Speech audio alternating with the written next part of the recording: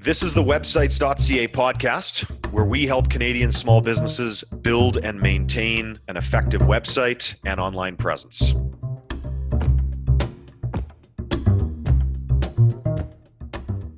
Good day, everybody. It's Sean Corbett from websites.ca marketing coming back at you with a very exciting returning guest. E.G. Oren is here to talk to us today about email sequences.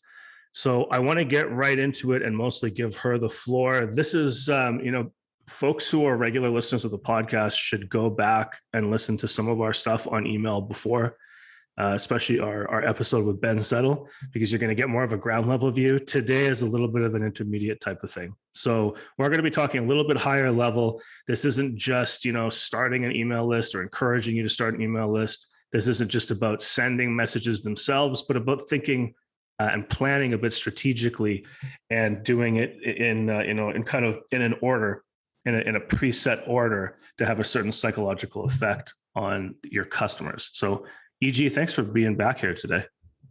Thanks. It's great to be back. And hopefully the thunder and lightning doesn't impact the audio quality too much. Yeah. No, that's right. We'll do the best we can to edit around it.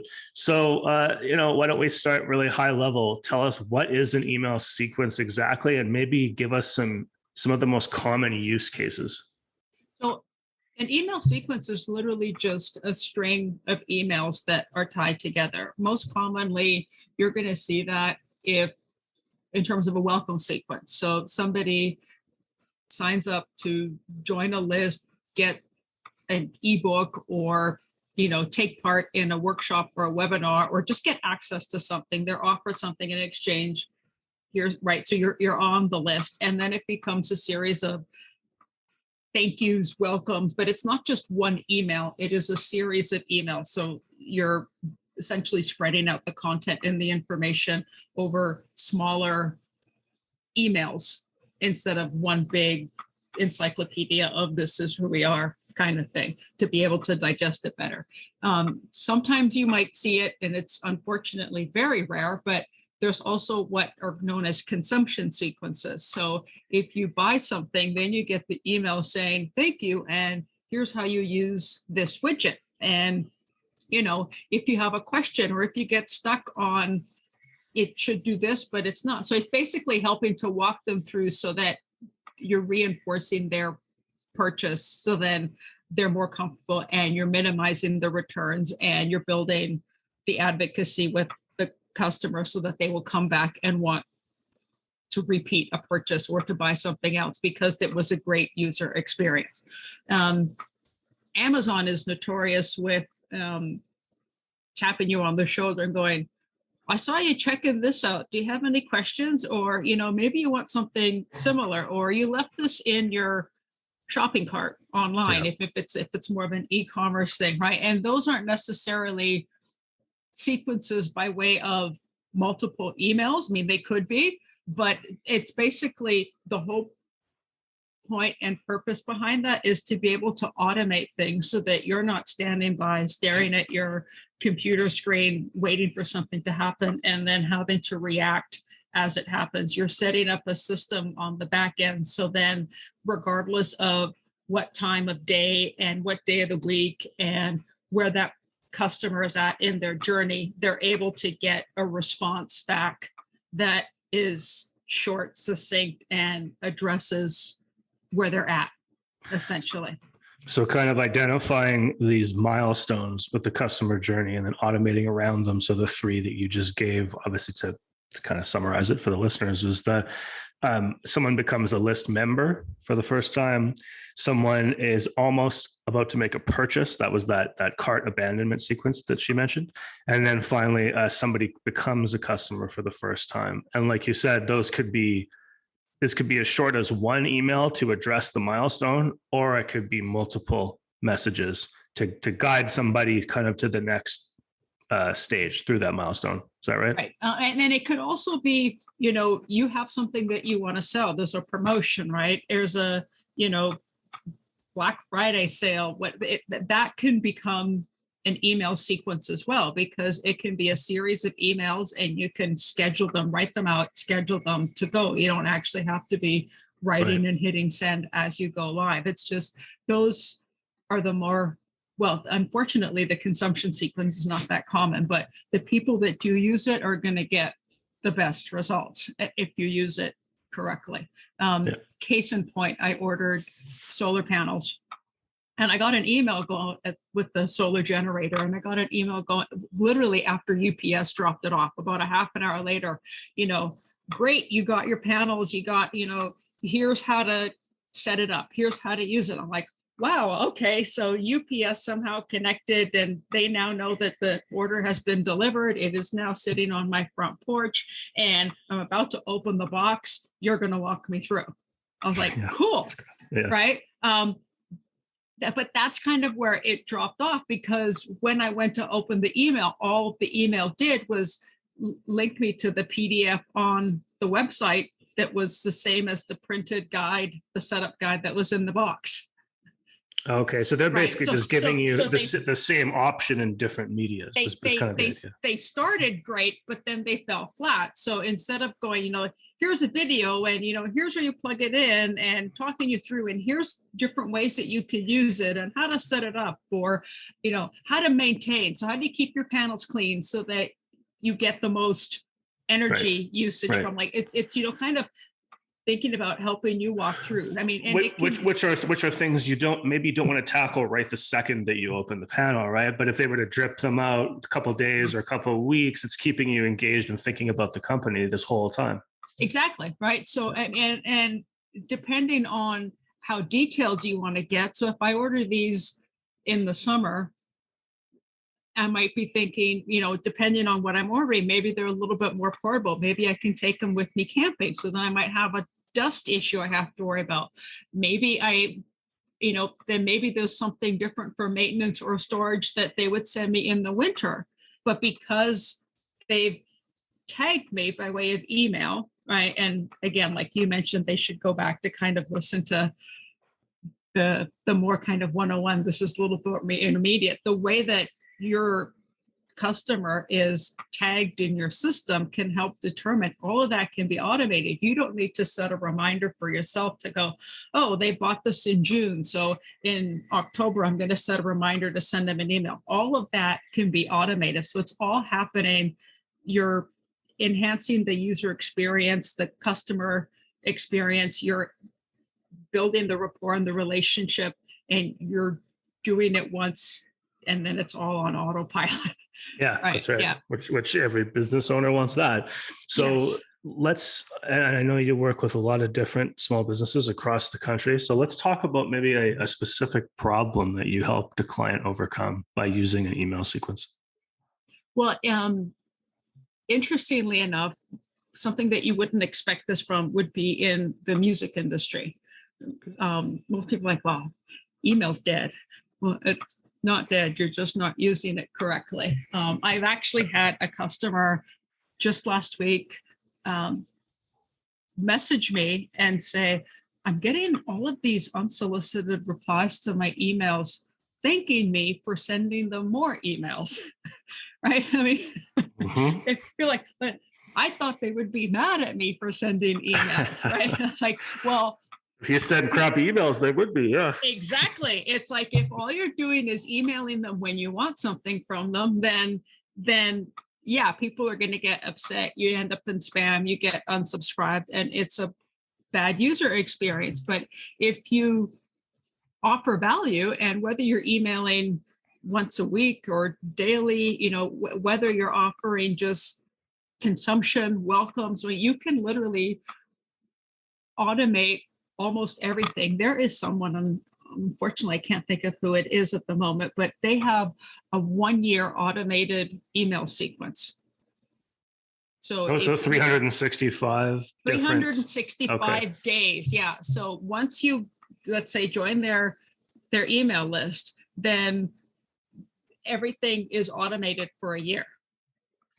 That's interesting. I mean, that's to the extreme, right? That is extreme. Yeah, that's extreme. But that's not also something that they just sat down and set up. It's something that developed over time, which, with small businesses, you want to start somewhere. So, you want to capture the lead, And then here's the welcome sequence. You're kind of introducing, you're giving them what they asked for to start with, right? So if they ask, right, or if they, even if you're walking into a brick and mortar and it's like, give us your email, right? But a lot of companies are doing that now, or, fill in your email and you could be entered for a gift card or something. That is a way of capturing the email.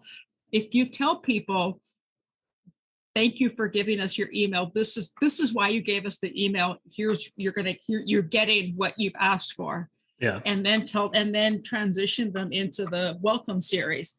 And then from there, it's just a matter of automating the message to build the relationship, right? You don't have to be, you can, but you don't have to be at your desk every morning typing up an email to send out to the list. You can start there and then think of, well, you're going to have a Boxing Day sale. You're going to have to just think about writing those out and then scheduling them. And then you just start filling in the blocks in the calendar and then you string them together. So then it just becomes an automated process as opposed to literally having to, oh, look, yeah, I got, it's like Facebook, you get a notification, somebody commented, I'm going to have to go reply, right? It's not, oh, there's a message in my inbox, I'm going to have to go reply. The idea is to automate it so that you can spend more time building the business and the customers are still engaged and being serviced essentially. So back to sort of a story with you working with a specific client, do you kind of have any, could you tell us more about maybe one story that you did to help somebody build it up? Interestingly, so she did a live stream concert because, they're still stuck in COVID lockdowns. And they did there's a, Q&A kind of engagement. And somebody asked, well, what do you name your guitar? Everybody names their guitar. They name their cars guitar. She goes, well, I've never done that. Right. And so then it becomes, oh, well, why don't we name the guitar? So she turned that into a contest. And so she's like, okay, so the fans get to decide. And then she started telling stories about the guitar and adventures about, and nowhere along this whole sequence was it, go buy my music or, buy some merch. Like it was just, let's all get together and start thinking up names and then let's vote on it. And then the people that voted and participated got a private concert. There were prizes for people that, won and all of that kind of built in. So it was his own little campaign to name the guitar that had nothing to do with buy my stuff, but it organically grew. And now some of the stuff that she did, it becomes essentially evergreen. So she can repurpose that. Right. And reuse people it join and the put list. it. Yeah. I mean, obviously you can't name the guitar again. Well, I guess you can, but some of that content now can get put into the automation. So then people that now come back in, they're kind of getting caught up on the history and the story, and they're getting invited into the community essentially. So some of the, name my guitar emails, if they're not ending with an offer to buy something, was there still an ask at the end of those emails? Like now go to this page and participate in the poll to name my guitar, or now click reply and tell me what you should name my guitar. Like, was there still a call to action at the end of each of those emails? There's always a call to action. You always want them to do something. So in some of the cases, it was, go to the Facebook post and, enter your name or, like a name that's already there. And then once they narrowed it down, it was, okay, here's the link to the survey. Here's the top 3, pick which one you want. Kind of thing. Right. So there's you always want, what do they do next? Right. What happens next? You don't just want to send the email with nothing. We don't want to ever have a social media post with nothing. You always want some sort of a call to action. And the call to action doesn't have to be go stream my, it can be just share your comments, tell me your thoughts. It's just, you just want to get some sort of engagement and reaction. Yeah. I think people who've been listening to me long enough know I always say to sell in every message, but that's what I mean. You might sell, so if you don't have any actual physical product for sale that week, You might sell someone on leaving a comment. You might sell somebody on clicking a link to read an article. You might sell them on the article itself, right? Like, as in, it's going to take more than 10 seconds to read the article. So I have to convince you that it's a good thing to. So when we here at websites.ca, when we encourage people to like sell with every message, that's more what we mean. The way basically just you it's what's the next step. I mean, if you're doing the welcome sequence, you're not necessarily saying, here's something for you to buy on that first email or the first series of emails, but you want them to either respond to you or click on something, or at least prep them so they know that there's another email coming, and you want to put them in like you reference the psychology of it. You want them to know that next email is coming, to expect it, and to actually look forward to then wanting to open it. Yeah. Right. So it's thinking through what's the ultimate end goal, but what's that next little micro commitment? What's that next step? Yep. And to come back to what you said before about, you don't want to go to spam. You don't want people to ignore your emails and stuff.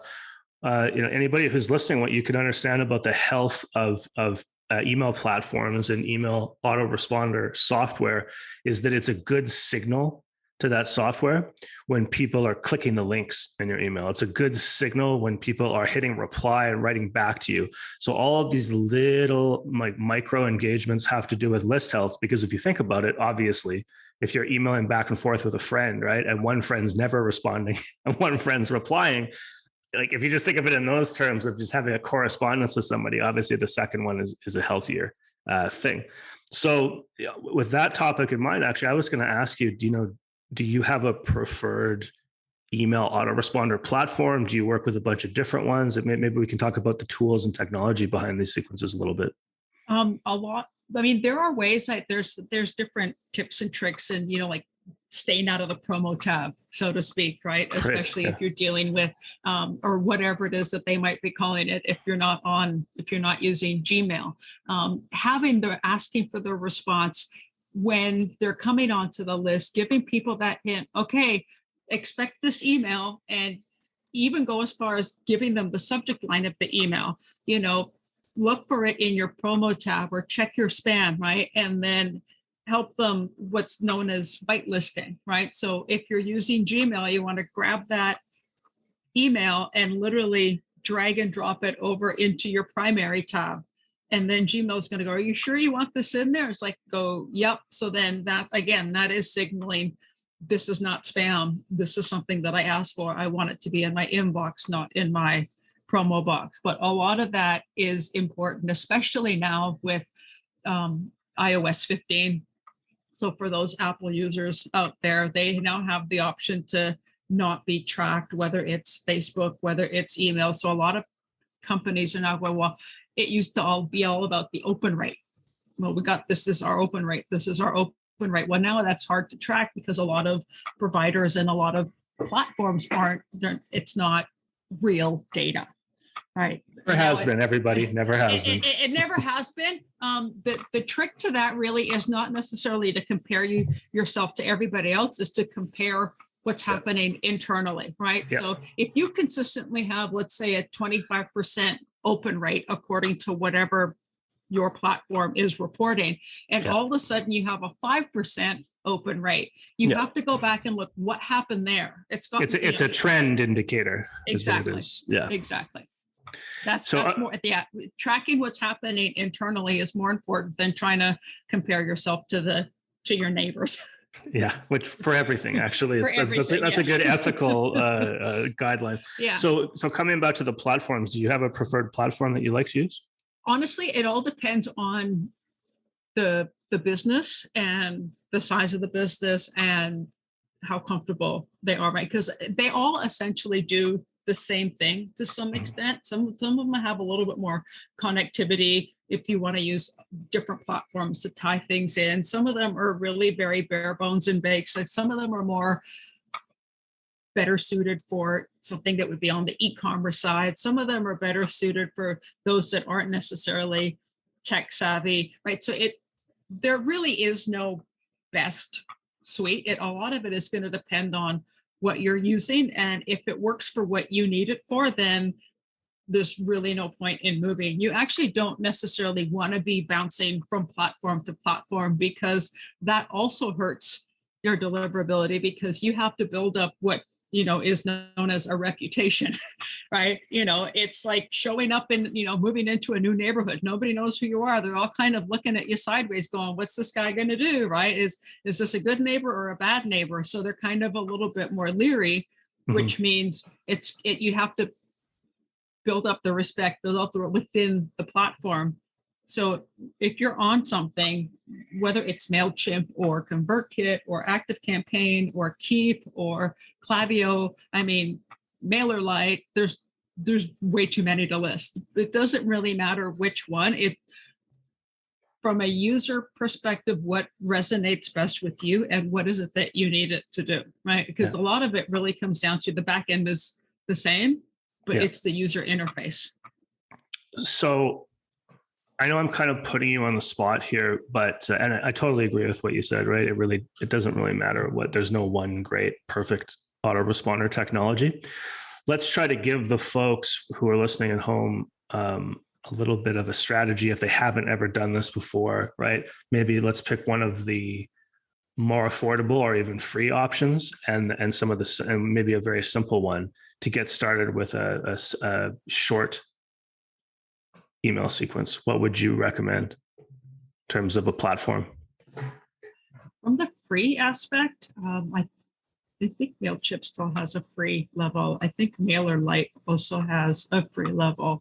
And then there really, like the important thing is to start with the welcome sequence in terms of an automation. But some of these platforms will also let you do landing pages. So if you're offering a free book or an ebook or a guide or some sort of resource to, in exchange for their email, some of these platforms will allow you to build that in the ESP, which is the email service provider.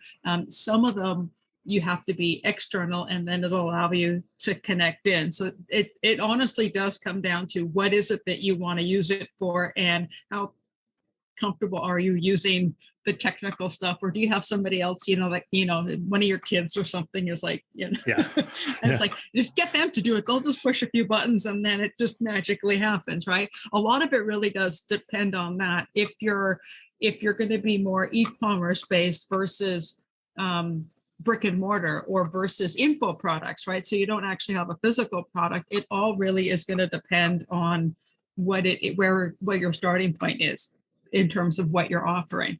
But the email sequence, the welcome is, everybody should have more than just, great, here's your thing that you ordered.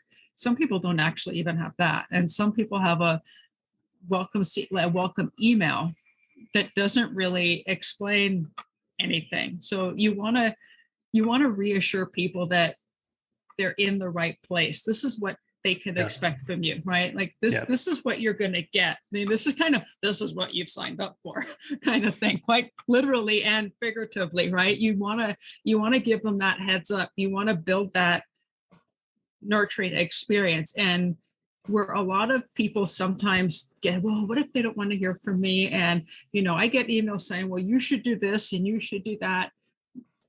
There's actually a couple of guys that I follow that are kind of like mentors of mine in this space. And they always remind me, it's like, your email newsletter is like somebody walking into your house, right? If somebody comes into your house, Sean, and says, I don't know about that wallpaper, you should change it, right? When's the last time you're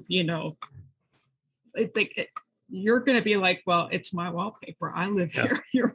You can leave. And I know that seems harsh, but ultimately you're going to, people that don't really care about your wallpaper, but care about you, then, so to speak, are going to stick around. And you're not going to please everybody, but you have to structure the emails, the newsletters, the sequence, whether it's one-offs, whether you're automating, that has to be representative of you and your business and what you're offering. And you're not going to take your business and constantly cater and shift and adjust because one person doesn't seem to agree with you, just like you wouldn't do that on a Yeah. personal level, right? So Yeah. It's not useful feedback. It's not useful feedback that if one person doesn't like your email, it's got to be water off a duck's back. It can't be, I'm going to change my whole email list setup and sequence because one person doesn't like it, right? Exactly. Now, if they come to you and go, like with, the example that I gave before, like, like my clients'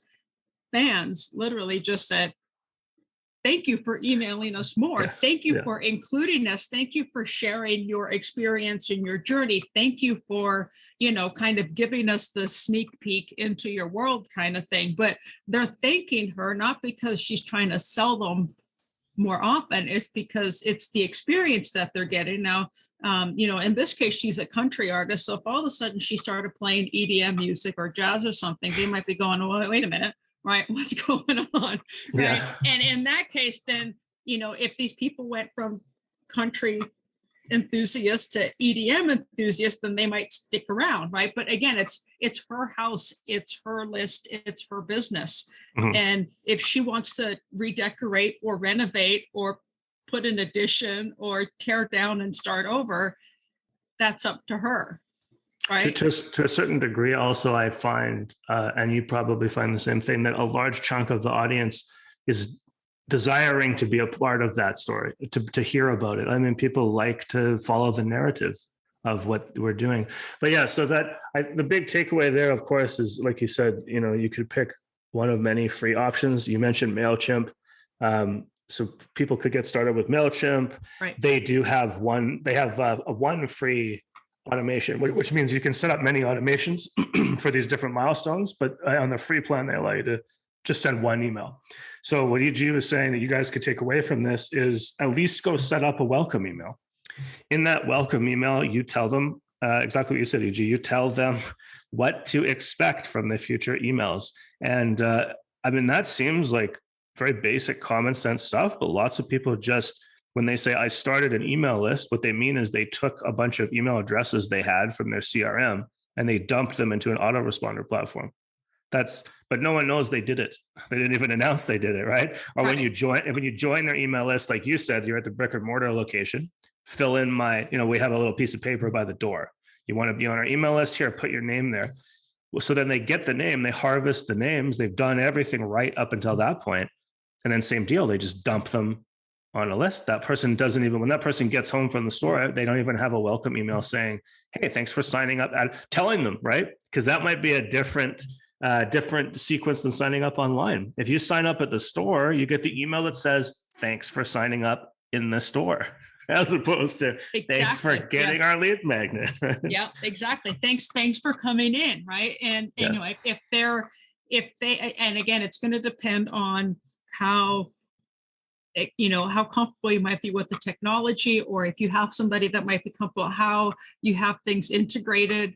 Some CRMs have everything built in. You might be able to go, thanks for coming into the store today and purchasing XYZ. Yeah. And, from there, and again, it's in how the data is captured. It could be, come back in for 10% off, or if they're buying something that literally needs instructions and it's not clothing or something that's consumable in some way, it could be, keep an eye out in your inbox for instructions or tips and tricks. And, how do you check your tires? How do you know when you need to get new tires? Or how do you keep your wiper blades? How do you maintain them so you're not having to get those nasty streaks? Or it's so automotive. When's the last time anybody ever got a follow-up email from somebody that did an oil change, other than you might get the thank you, or might get, oh, by the way, it's time for a new oil change, right? Yeah. Come and book your appointment. But what about the in-between stuff, right? How do I maintain my car so that I'm not just coming and giving you hundreds of dollars and spending half a day there waiting for the honor to give you hundreds of dollars, right? which is why people in our industry will use that term nurturing, right? Between sales events,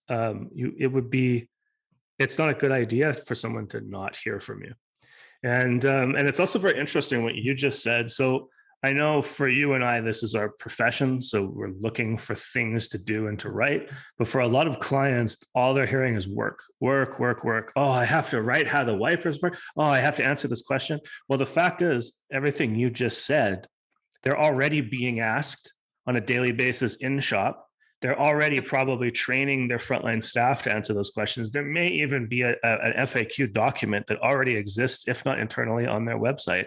That's all. Believe it or not, everybody, that's all content for emails. Now, you can't just be boring about it, but you could take your FAQ, you could take your training manual, and you could break them up into, you could give them to somebody like EG and say, here, write a 5 email sequence from this FAQ document, right? Exactly. And the thing there is, you're thinking, yeah, okay, I got to do all this work, got to write all these emails, but keep in mind that this is essentially evergreen content.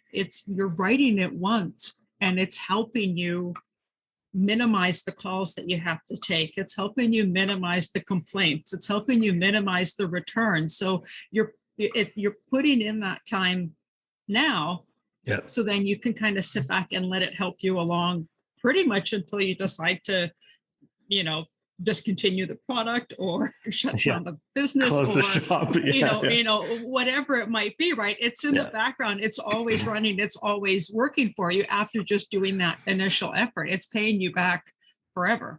I would say it's an asset of the business that you could put a value on if you wanted to sell the business, right? Somebody with no email list and no marketing and no campaigns versus the exact same business with all those things. The second business is worth more. It's got a lead generation machine built into it. Yes, and it has a customer service, right? Yeah. It has somebody there answering questions proactively, right? It has somebody there, and the somebody being whatever email provider you have, and whatever automation sequence you have built in, right? So it's acting in the background. It's those nice little, behind. It's literally the Wizard of Oz, right? You just see the big, all powerful Oz, but really there's a dude behind the curtain pulling all the strings, right? So the email is essentially the dude behind the curtain pulling all the strings, and all of a sudden somebody. If you know your audience well enough, if you know your customer well enough, and you start hearing, like you said, people are calling in asking questions, there's an FAQ, your customer service reps, or if you have a retail location, the sales associates in the store, you can ask them, right? Like pool their information. What's the most common thing? Let's try to be proactive and address this. If we can put it in an email sequence and automate it, that's going to reduce that.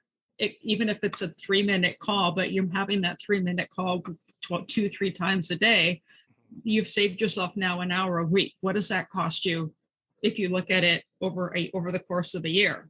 Right. And that's, right. And that's just for one thing, right? So there's the initial investment up front, but think about the time and the effort and the resources that it's going to save you long term, which is why, kind of going back to those guys that have a year-long sequence, that's great. Just set it and it's just going to run off on its own for a year. But again, if you think about it strategically, something happens. It's kind of like with social media, right? Like there's stuff that's happening in terms of politics and in terms of weather and in terms of what have you. You can always just go in and go pause, right? Just pause. Yeah. But then you can go start. That's it. You don't have to reinvent the wheel. You can pause it if something looks off. You can pull it little bits out. Okay, so maybe this Black Friday thing isn't working because I think Costco has Christmas stuff now. Right. Think about Christmas in July. Well, if at the time of this recording, it's July, and the ski hills opened in Banff in July. Right? Yeah, that wasn't probably part of their autoresponder sequence. They probably had to do a unique email for that one. But there, if they've got something that's automated, you can just kind of put pause, insert something special that's happened, and then continue. You don't literally have to stop and you kind of turn off the assembly line, right? Yeah. And then do the repairs, insert whatever needs to get in, and then start it up again, and then off it goes. So that's not to say that it's a year long of we're not touching anything for a year, but they can if they want to. And if something comes up where you want to kind of insert something, you can. You don't have to. It's just extra stuff that you can build on. It's just more information, more content, more enhancing the user experience, building the relationship, offering value, and then creating essentially lifelong customers. And it's a great point that it's not an either or thing that we're discussing.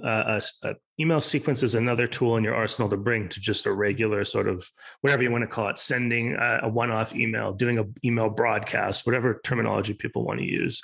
We're not saying pick one or the other. You can definitely do both.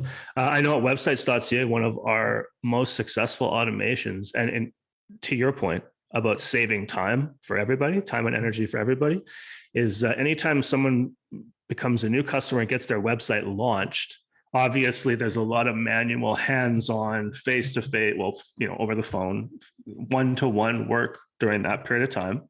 So the client and websites.ca constantly talking to each other. As soon as you launch their website, 10 years ago, we would get psychologically lazy and go, okay, cool, our work's done. We launched their website. And then you finally realize, well, that customer may kind of forget about you over time or not respect you as much over time or whatever. And so our owner John set up an automation for referrals, right? Something like a couple X amount of months after the website launches, they get an email from their rep. Now the rep is not sending that, right? Ryan doesn't have to go in every morning and check that. So that's saving him tons of time. He doesn't have to think about it. The email goes out and says, are you happy? Yes or no? If they choose yes, there's a couple more automated messages leading to, hey, why don't you leave us a review? And which people are very happy to do because they said they were satisfied. So more reviews, all automated, saves Ryan that time. But then the people who choose no, of course, then it flags it to Ryan so he can manually follow up with them. We would have practically had to have a second Ryan to do all that manually that the autoresponder sequence does for him. Yeah, and honestly, I would say from my standpoint, I would say don't wait a couple of months.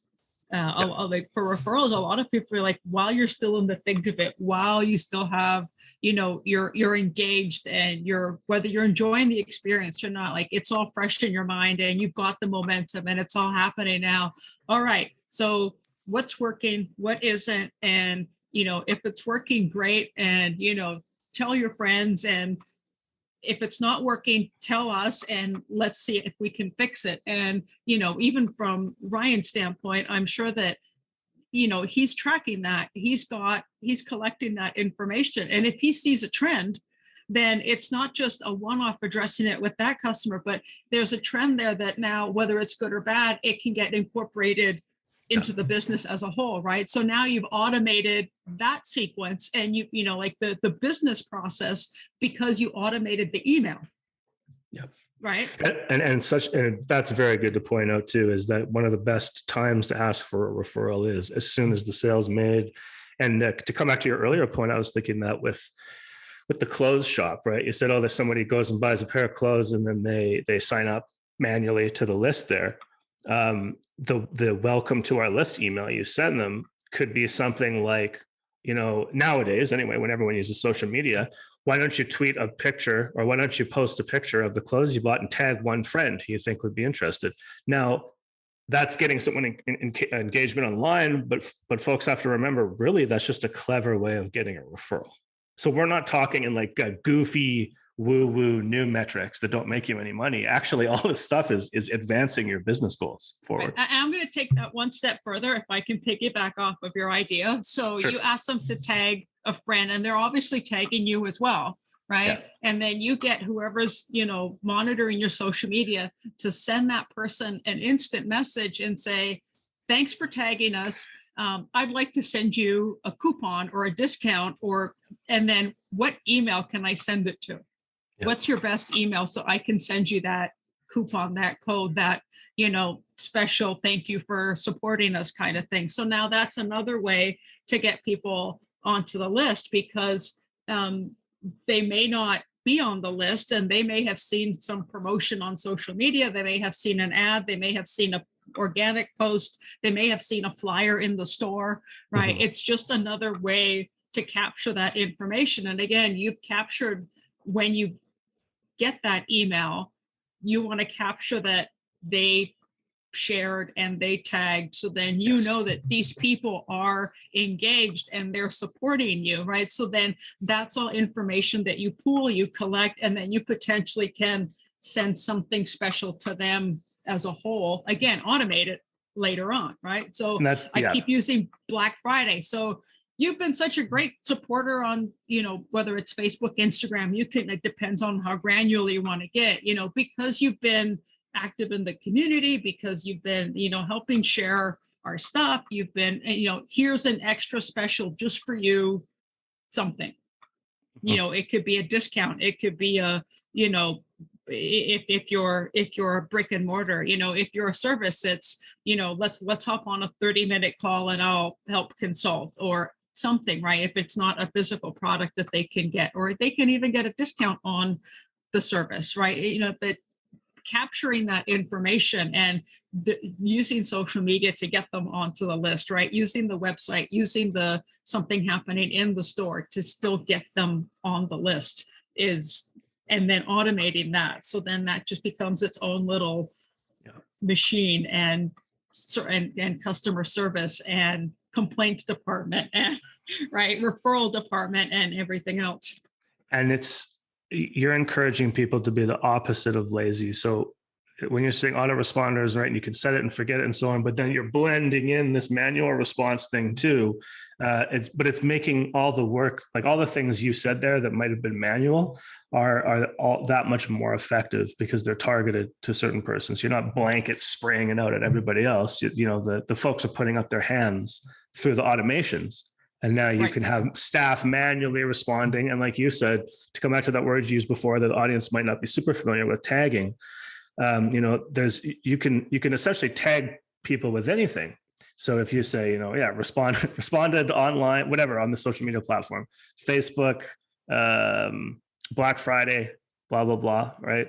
And now you have that little signpost for yourself in the future to set up other automations. Or now you know that, hey, I tagged this person as someone who refers, right? And then you can sort your list from, people who've never referred to people who refer all the time.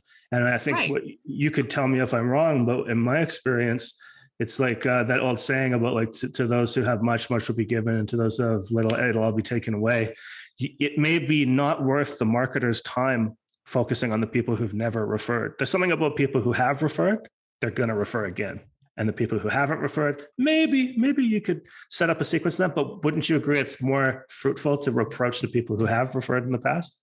Yeah, and you're targeting the people, again, like you said, that they're putting their hand up, but because your segment, it may seem like a smaller group, but on that aspect, if you take people that they're referring and they're sharing, if you have an affiliate or a partner program, right, if you have a referral program in place, then those are the people that you send that message to. You don't send that message to, here's how you can join our referral program if they literally just walked into your store yesterday and just they're like, oh, I don't know who you are. I'm new here. And now you're telling me to refer. I'm like, well, I don't know who you are. Why would I do that? Right. But that these people that you've now identified that are engaged, they're active, they're getting people involved, then that's what you want. And from an email perspective, if you put a nice little blurb at the bottom that says, subtly hinting, if you happen to get this, somebody forwarded you this email and you want to be on the list, then click here. So you're kind of telling people it's okay to share, to forward, to encourage people to come on the list. But then your email service provider may also be able to track this email got forwarded. And then now that's another way of sharing. So they may not be tagging you on social media, but they're forwarding all your emails. So this person now is trying to get your message out there and they're trying to help you get right. So that's another way to identify them, as these people are active, they're engaged. They've gone from the traditional is the know, like, and trust, right? But John Jantz, the guy that did duct tape marketing, has this he calls it an hourglass approach, right? It's hourglass marketing. So it's, you have the, starting off like the traditional funnel, it's the know, like, trust, and as you work through, but then the funnel inverts into an hourglass, and then that narrow part, you have the try and the buy. Okay. And then it's repeat and refer. So that's what spreads back out again. Yeah. Right. So that's what spreads back out. Right. So, if you're a child of the 80s, like I am, it's the old Head and Shoulders commercial, right? They liked it too much. Well, they told two friends and they told two friends and so on and so on. And you have all these little, heads that keep popping up on the screen. Right. So it's carrying them through. The people that are repeat buyers and referring on to other people are going to be at a different level than the new person that has never experienced, right? And is just new to your world and your business, right? So it's, again, like you said, it's segmenting, and you may have a list, let's say, of 1,000 people, and now you're only talking to 100, but those people are getting the message that's important to them, right? You're not going to send a coupon for diapers to a senior citizen's home, right? I mean, unless they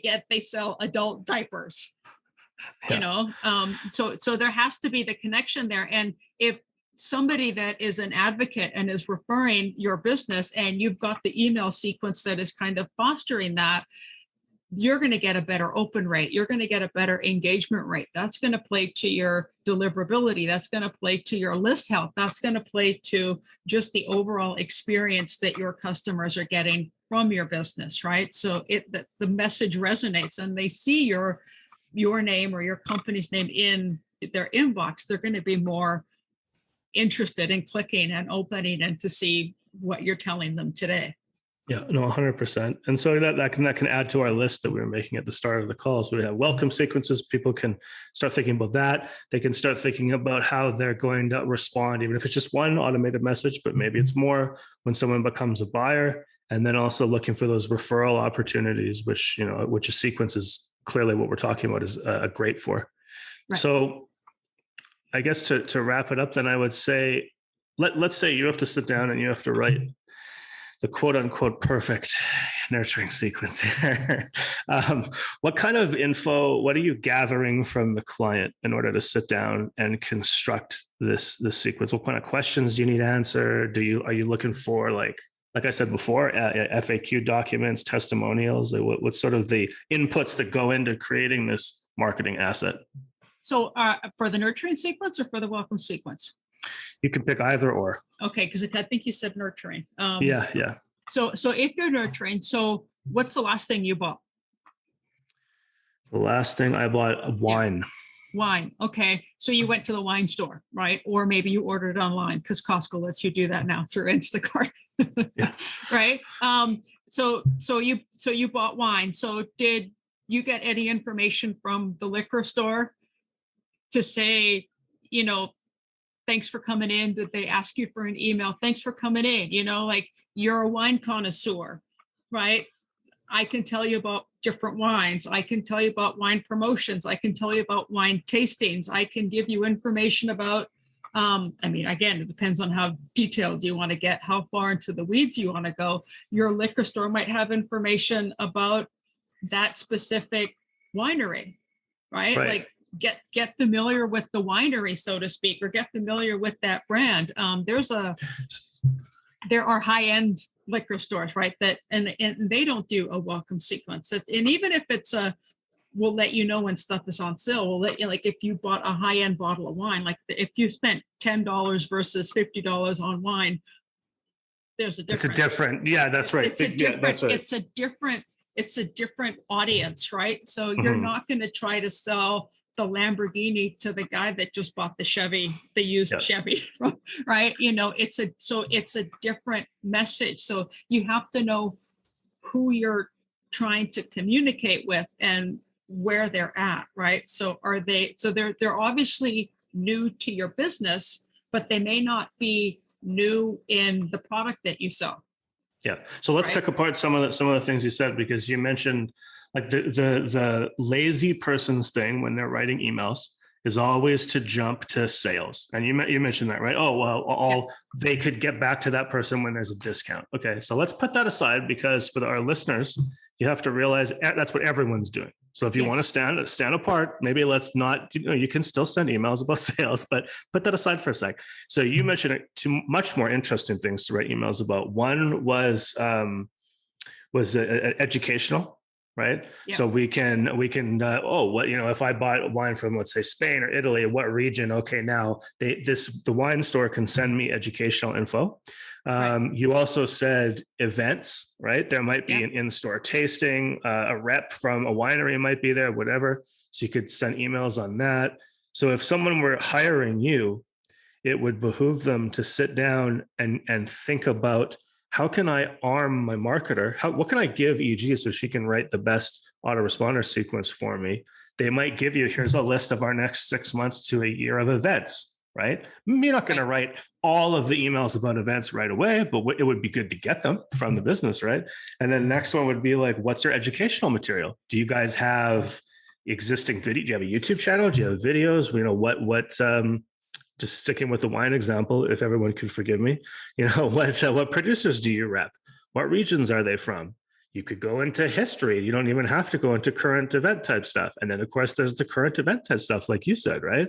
Well, you can even do from the educational standpoint, like if you want to learn to become a connoisseur, if you're buying the lower end or maybe a mid-range, what does it mean for wine to breathe, right?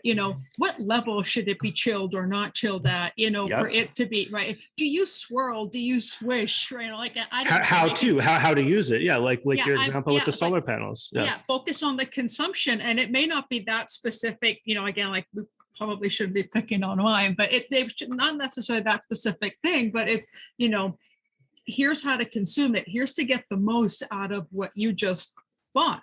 Yeah. Right. Yeah, 100%. And the more that you then go down that educational vein, as opposed to, here's just a quick sale, but they're now interested in seeing what you have to say. And if you then have something else to offer them, they're going to be more willing to come in or, to buy something else. And also if they're doing something like a wine tasting or something, and I don't see this enough, honestly, from vineyards. So if there's any vineyards out there, if you do the wine tasting, it's building up to the event. So what can they expect from it? How can they get the most out of it? And then get some sort of a check-in. So then, did the people register and show up? They're going to get the thank you for coming. Right. Yeah. I hope you, like you said, what did you like? What did you not like? So then we can make the experience better. And if they didn't come, then find out why they didn't come. Right.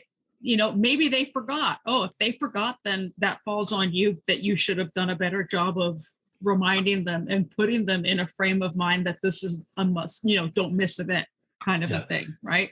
It's blood from a stone, what you're saying. I actually live around most of the big vineyard area in Canada, and I've worked with and know lots of people in the industry. And the Canadian vineyards run some of the worst email marketing game in the history of mankind.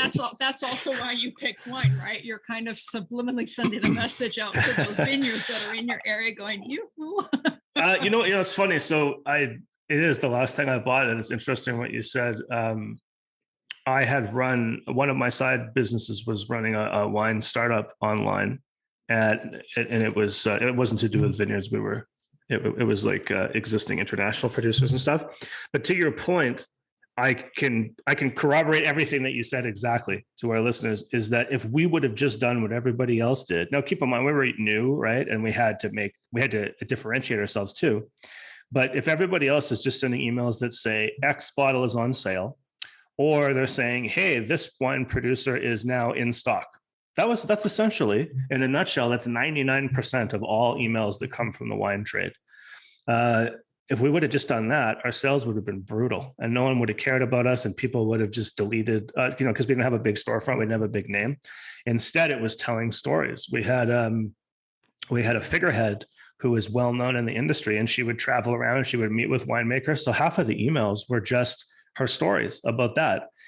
when we eventually had promotions and stuff to sell, we got a lot more uptake because the trust was there, the comfort was there. Like you said, people are, if we missed a day of emailing, people are bugging us. Hey, where's the story for the week? What's going on? Well, like, that's how you know you're doing it right. If we would have just sent last chance, 50% off, like everyone does that. Exactly. And then, even to kind of, let's take it further. I mean, I'm not a wine connoisseur, so that I nailed it just goes to show that it isn't necessarily specific to the niche or the industry. There are fundamentals that involve that do apply to regardless of what your business is and whether it's online or in person or traveling roadshow, right? The fundamentals are the fundamentals. It's just really an understanding how to apply it to your business based on who you're trying to communicate with and how much knowledge they have about either you as a business or the product or service that you're trying to offer, right? But going down the wine vein, the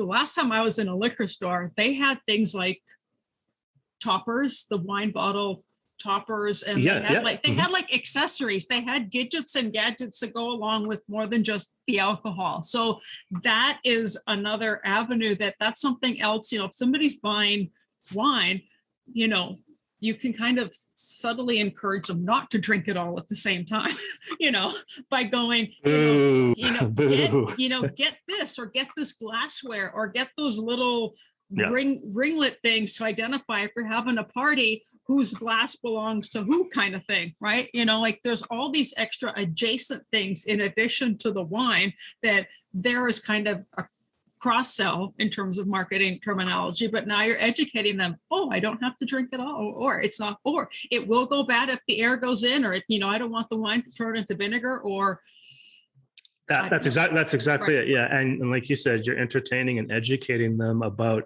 aerating and breathing wine and how to serve it. And if the final sentence of the email happens to say, oh, and by the way, if you want a tool that helps with that, here's a link to it. And so like the sale part of it that everyone's so scared of doing doesn't have to be obnoxious and boring and off-putting. You can be very entertaining and tell the story exactly like you described it and still sell at the end of it. Right. And they may, there are red wine glasses, there are white wine glasses.